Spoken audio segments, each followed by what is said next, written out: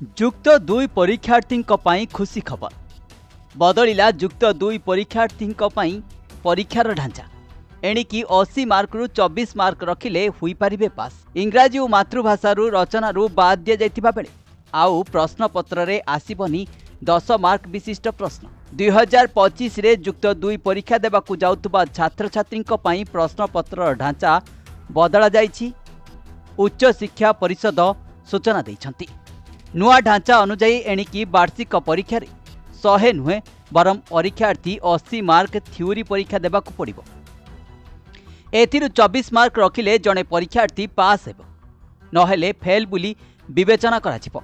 बाकी 20 mark internal परीक्षा हेबो।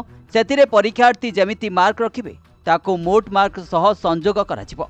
हेले थ्योरी मार्क सह एहाकू मिसाई पास बुली गणना कराजिबो बुली उच्च शिक्षा परिषद पक्षरु सीबीएसई ढांचा को आपणा जिबा सह बाध्यतामूलक भावे इंग्राजी और मातृभाषा रे आसुथिबा रचना लिखनी को संपूर्ण भावे हटाई दिया जायछि। सेपरि कौनसी विषय प्रश्नपत्र आउ 10 मार्क प्रश्न रहिबो नाही। कला विभाग विषय गुड़िकरे सर्वाधिक 8 मार्क एवं विज्ञान और वाणिज्य विभाग रे 5 मार्क पर्यंत प्रश्न आसिबो।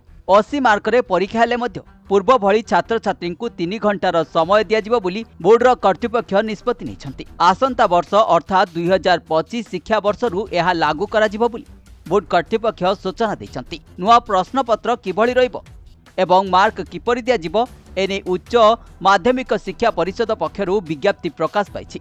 जून 28 तारिख रे परिषदर बैठक एही निष्पत्ति ने जायतिबा विज्ञप्ति रे उल्लेख करा जायछि। ब्यूरो रिपोर्ट प्रतिदिन टीवी।